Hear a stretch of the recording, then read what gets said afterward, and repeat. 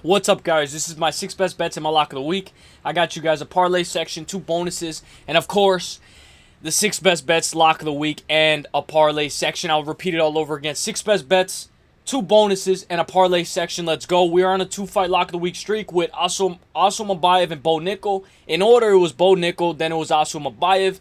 That Asim Abayev lock was kind of crazy because it kind of was facing a lot of adversity, but I hope you guys enjoyed this lock of the week. It's not as much value, but I think it's good. I still think that it's good. It's a lock. So, without further ado, I'm going to give you guys my 6 best bets, 2 bonuses, and a parlay section. So, drop a like if you guys haven't already. We're almost at 2,700, so thank you guys for everything. Let's go, and I want to give a big shout out to all the guys that helped me, everybody that helped me make a parlay and helped me find a lock of the week. So, shout out to all you guys. The people have been helping me. Monday and Tuesday, we go live, so tune in to those Monday and Tuesday live streams. Let's go. First most confident pick of the week, baby. Let's go. What's it going to be? It's been a while since I've done this. Marian Santos. Marian Santos is a minus 295 versus Muhammad Naimov plus 220.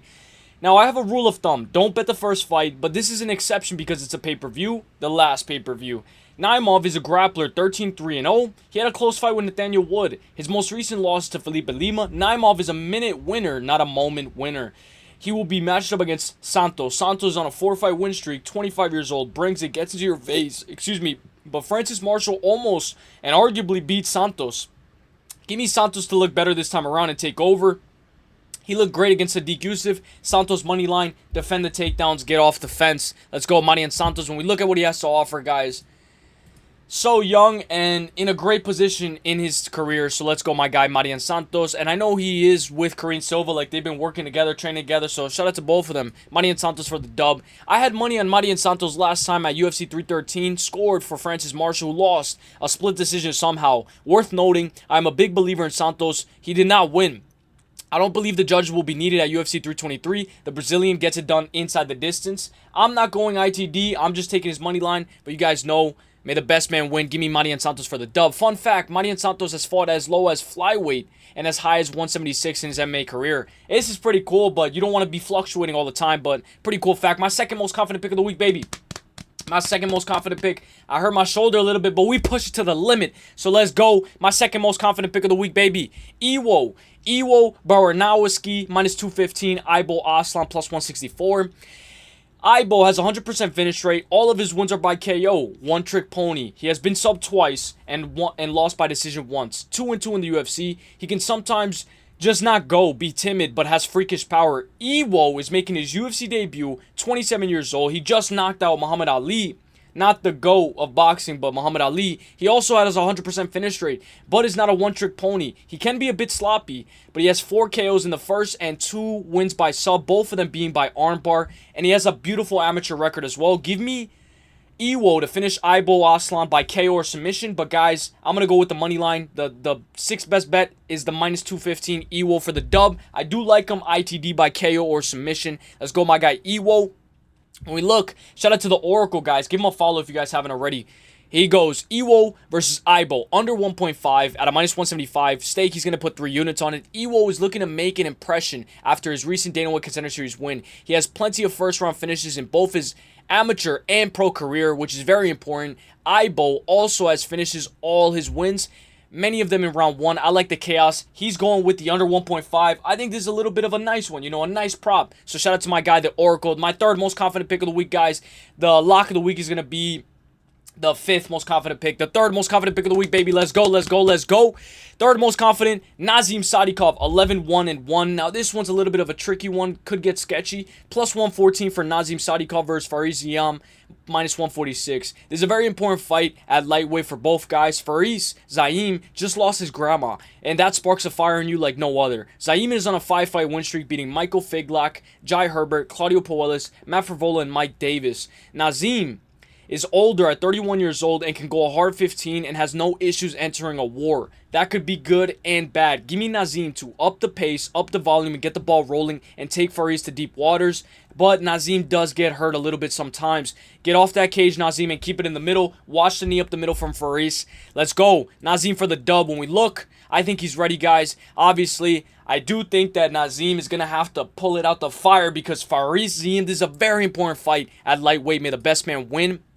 Nazim Sadikov isn't a bad fighter by any means, but he does have one of the most misleading records out there. There's a world where he's 1-4 in the UFC if you run the tape. It's because he constantly gets hurt sometimes. Nazim Sadikov is allergic to both boring fights and losing. With 5 fights in the UFC, the Black Wolf has compiled a record of 4-0-1. This weekend's fight against Faris Zaim will be the second time Zaim has been praised as an underdog in the UFC. Give me Nazim Sadikov for the dub, guys. My 4th most confident pick of the week, baby. Let's go. 4th, Chris Duncan, guys. Chris Duncan is going to be set to face off against Terrence McKinney, guys. Chris Duncan minus 178, Terrence McKinney plus 138. This is a banger scrap, not expected to go the distance. Duncan is on a tear since losing to Manuel Torres, comes out of American Top Team. Terrence is a dog. He might wrestle here and look for the sub like he did against Slavaclaus. Terrence's most recent loss, a head kick TKO to Esteban Ribovics, but is on a 2-fight win streak beating Damir Hazdovic and Slavaclaus. He has never went the distance. Duncan might have to pull it out the fire again, but give me Duncan to take over and drag Terrence into deep waters. I like his money line, guys, at a minus 178. Let's go, my guy Duncan. You know, I was contemplating on whether I should make him lock, but you know, everything. Let's go. Chris Duncan for the dub. Terrence McKinney, round 1, plus 220. He put 0.5 units. Chris Duncan, round 2, plus 650. He put 0.5 units. Most invested fight on the card. Possible Chris could finish him in round 1, but the price stinks. He's talking about the price tag. Round 1 holds all Terrence win condition, and if it does get to round 2, Duncan will finish. I do like the Duncan round 2. You know, I do like it, but guys, we're gonna play it safe. Give me Duncan money line. Let's go. My 5th most confident pick of the week, guys. The lock of the week. What's it gonna be? What's it gonna be? My shoulder fucking hurts, but let's go. 6 best bets and lock of the week, baby. This is what legends are made out of. Let's go. My lock of the week, Peyton Talbot. Peyton the GOAT Talbot is set to face off against Henry Cejudo. Peyton Talbot minus 310, Henry Cejudo plus 230. Talbot by KO or on points minus 270. Talbot by decision plus 100. But the lock of the week is at a minus 310, the money line on Talbot. I know it's a little bit chalky, guys, but I've been giving you some value as of recent. And remember, we can cook up with the parlay section. A lot of talk has been going around saying that this is Henry's last fight and he will retire. But Henry is a former double champ, defended his belt at 125 and 135, and is a great wrestler and one of the only people to beat Demetrius Johnson. But momentum is important. Henry is 38 on a 3-fight losing skid. Talbot suffered his pro loss already to Barcelos. Henry is way better grappler than Barcelos, but give me Talbot to edge this one out. I can see Talbot giving up a round due to the grappling and getting controlled, but takes over as the fight goes on. I can even see Talbot setting up a nice head kick KO. Give me Talbot to get the job done. Money line. Let's go, my guy Talbot. Let's fucking go. We look at what he has to offer, guys. The GOAT. Aura, guys. And he's been working on his combos for a while, guys. If you can keep this on the feet, keep this in the middle, get off the black line. Don't go behind the black line. If you do, footwork. Use your footwork. I think he should have better footwork than Henry, but Henry is very good with that inside trip, so be careful. May the best man win, but I do think, guys, it's now or never for my guy Talbot, guys. Let's go with my guy Payne Talbot. He's been always training his grappling, guys, and I think that Barcelos loss made him a better fighter, 10 times better because of how good he looked in the Felipe Lima fight, guys. So give me Payne Talbot for the dub, guys. Let's fucking go. Let's go. May the best man win. Let's go. When we look at Talbot, he's rocking the Shakira shirt. Hey, let's go. Talbot for the dub. Let's go. Borrachina and Talbot. Let's go. Aura. Let's go. My 6th most confident pick of the week, baby. What's it gonna be? What's it gonna be? Let's go. Alexandre Pantoja is set to face off against Joshua Van. Alexandre, excuse me, because a lot of people don't like the way that I pronounce it. We're not here to pronunciate anything. We're here to pick a fight. Pantoja, minus 265. Joshua Van, plus 200. Joshua Van is on a 5-fight win streak. Both of his losses come by way of finish. He was subbed by Devin Jackson back in 2021 and lost to Charles Johnson by KO in 2024. Joshua Van is a volume striker. He can work, body, work upstairs, mess up with Pantoja's rhythm, and stomp on Pantoja's knee like he did against Royval. Pantoja's looking to defend his belt for the 5th time in a row. He's also looking for his 3rd rear naked choke in a row. He can get super sloppy when he gets tired and gasses, but give me Pantoja. He's been training with Haraguchi as well. Iron sharpens iron. We saw how Haraguchi mauled Tagir Lebekov. Give me Pantoja for the dub money line. Let's play it safe at a minus 265, guys. For a guy looking for his 5th title defense in a row, I think it's a pretty good discount. Let's go, my guy Pantoja. Let's see if he gets it 5 in a row or he doesn't and all crashes and burns. May the best man win. Let's go Pantoja for the dub. What does Joshua Van have to say? Flyweight title challenger Joshua Van reacts to those who believe he's not ready for the face-off. to believe he's not ready to face Alexandre Pantoja, excuse me. The same thing they said about the Royval fight. He's too young. They're rushing him, this and that. But come on. I've got 9 fights in the UFC. What am I supposed to do? Wait around because I'm young? I like that mentality. May the best man win, guys. Now we're going to go into the first bonus.